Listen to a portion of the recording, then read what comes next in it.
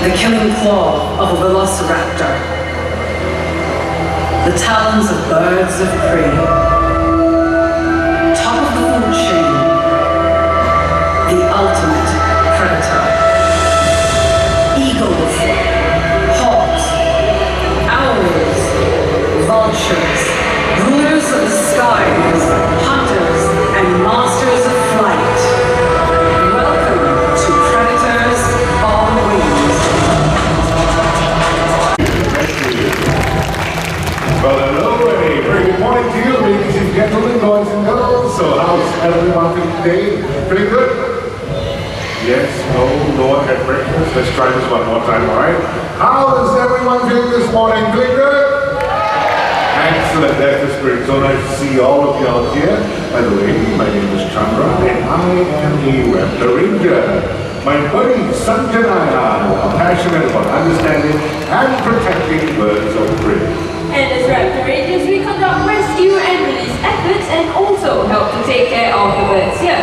And today we're going to introduce you to some of our favorite predators on wings. Well, the birds you see flying around, those are the brownie kites, and they can be commonly found in Southeast Asia, especially right here in Singapore. These birds are extremely agile and maneuverable in flight. They're known to catch insects while flying and also consume them while in flight. Pretty impressive, huh? Pretty impressive indeed. Well, brownie kites, they are medium-sized raptors, but don't let their size fool you, because they are able to steal or even snatch a prey from birds as big as the white-bellied sea eagle. White-bellied sea eagles are commonly found in Southeast Asia, and they are one of the largest birds of prey that you can spot right here in the skies of Singapore.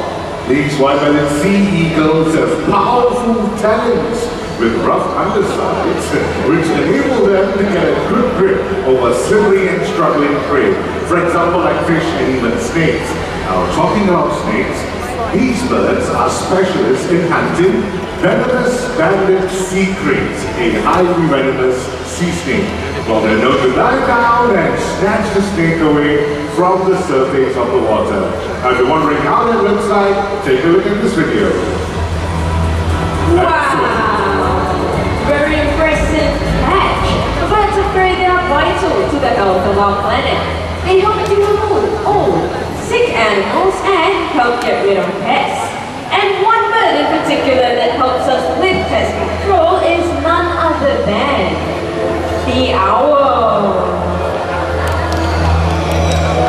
Everyone meeting this our Malay-fish owl, one of the local species that you can spot right here in Singapore. And the rodents that these birds hunt for never hear them coming. And that is because owls, they are the masters of silent flight. Well, talking about silent flight, we do have one more owl waiting very patiently right up there. Now, before the owl makes its way down, a gentle reminder to everyone, please remain seated. Do not try to reach out and touch the bird, and be as quiet as possible so you can get to experience the owl's unique ability of silent flight. Capable of silent flight is because, unlike other birds of prey, owls have this extremely soft edge at the tip of their feathers. So the sound frequency created by the wing flaps will be absorbed by those feathers. And you should know that these birds have got excellent eyesight. In fact, they do have binocular vision. And did you know that the colors of an owl's eyes can tell us when they like to hunt? Owls with yellow eyes tend to hunt during the day, while owls with orange eyes hunt during sunrise and sunset. Well, then what about owls with dark black eyes? Well, they like to hunt during the night. Well, folks, I have a question for all of you regarding owls. Let's see if we can get this right, okay? Now, before I ask the question, please take a look at this video.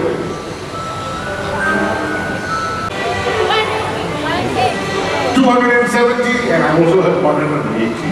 Oh, we got three different answers. Well, the correct answer is 270. 70 degrees. Give yourselves a round of applause for making the effort. There you go.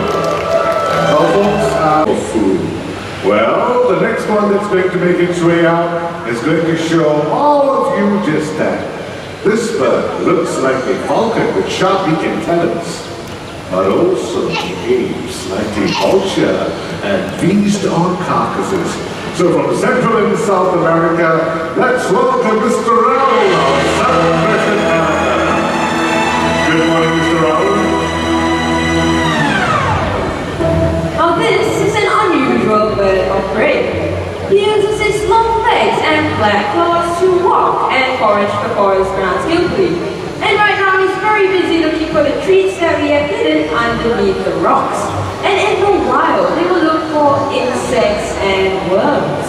But what if the insects they were looking for decide to fly and take off? Well, southern crested caracaras are able to do vertical flights into the air just like this. Not too bad, not too bad. Something I'm pretty sure you do a much higher one. Why don't you do another demonstration right away? Alright, I'm going to try a power. Okay, Mr. Raoul, she's calling for you. Right over here, Mr. Raoul. Right over here. Right over here. Alright, are you ready, Mr. Raoul? 1, 2, 3, and all the way up. There you go. Thank you very much, Mr. Raoul. You've done a wonderful job. It's time for you to head back home. And we'll miss all the way back there, sir. Once again, everyone, Raoul outside the Crescent. This is found in North America and certain parts of Canada. Well, the Olivia actually came to us from a zoo in France, and she's only 3 years old. All-female raptors, they are much larger and heavy, almost the entire body weight. That is very impressive. Well, here's another interesting fact about bald eagles. Take a good look at her. You'll notice that she's mainly brownish in color. Why? Because she's still a juvenile. Now, once she hits adulthood at the age of about 6 to 7, she'll undergo a plumage change. And if you're wondering how that looks like, take a look at this video.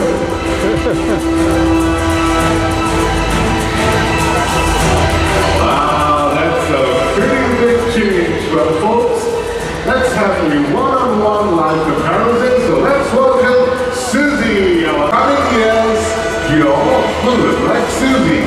And in the meantime, it's time for a head back home to everyone. Let's give you a massive round of applause. Thank you very much. Well, we have a unique retirement area, especially built for them. This area has got high perches, low perches, various substrates as well to accommodate all our retired birds. And when we talk about retirement and old age, you know, sometimes the older we get, we tend to develop some ailments, right? Unfortunately for Susie, she has got cataract on both eyes. So she needs a daily dosage of eye drops just like that. Look at her, very cooperative. Both of our retirees also love to stay active and stimulated. And that is why Susie's out here to say hello to all of you. And with that, it's time for Susie using your strong sense of sight and smell. Vultures help to prevent the spread of contagious diseases. With that, everyone, let's welcome the very first vulture presentation. See now, a turkey vulture. See now, we'll be making low flights above you. So once again, everyone, notice that they are pretty abundant in the wild. Close to about 10 million of them. These birds have an excellent sense of smell. They're able to pick up the stench of rotting meat from miles away. And that means when a carcass is found, turkey vultures are usually the first ones on the scene, followed closely by the bigger vultures to do the hard work and rip apart the top hide of the dead animal. Well, here's another interesting fact about the turkey vulture. These birds have got extremely acidic stomach acid, gastric acid. Their stomach acid is as acidic as car batteries, almost 0 pH level. So you can imagine how powerful their digestive system is. Well, folks, there is another animal in the animal kingdom that has got equally powerful stomach acid. The first letter of its name starts with the letter H. It can be found in the night safari. And the call of this animal in laughter. Alright, so which animal am I talking about? Hyena, well done. Hyenas are formidable scavengers. They can consume hooves, horns, bones. No issues with the digest very easily. Well, time for lovely Zina here to head back home. So everyone, let's give her a big round of applause. Thank you very much, Zina. That amazing flight down. Soaring high 5,000 feet in the air, the king vulture reigns as one of the world's largest scavengers. And they have powerful hooked beaks. Other vultures will only descend as king vultures can get to parts of the carcass that other vultures cannot. That is so true. He's blessed the road. So everyone, let's give him a big royal send-off from Thomas on the magnificent Big Vulture.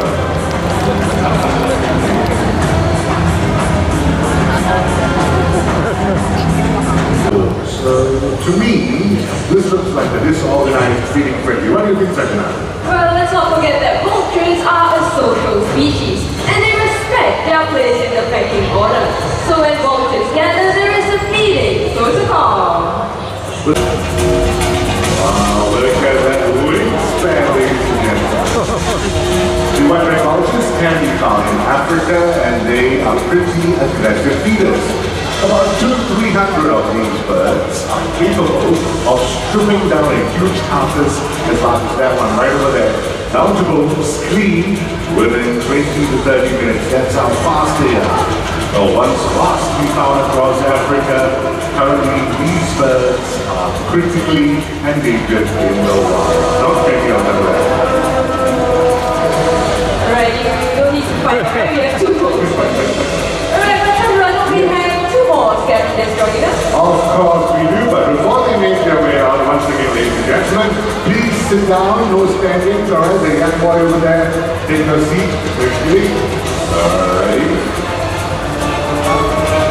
One more from right back there.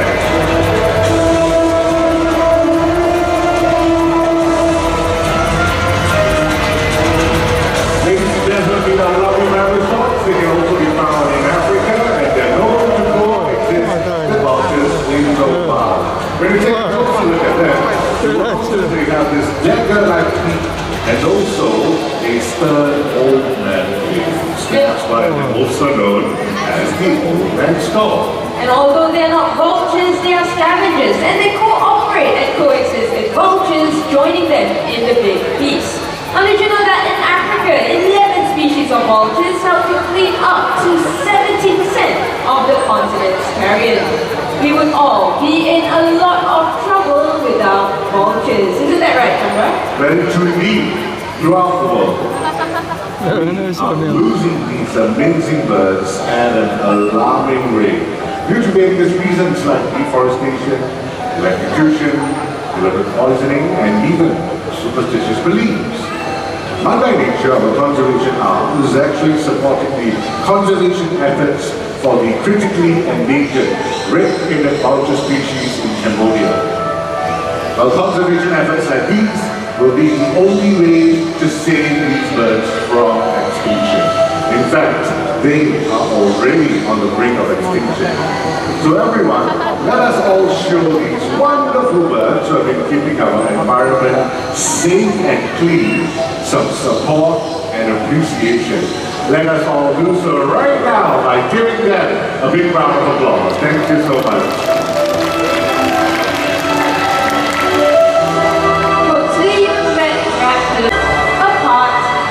Planet.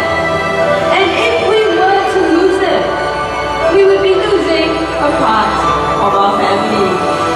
Thank you so much, everyone, for joining us this morning. And having said that, let us all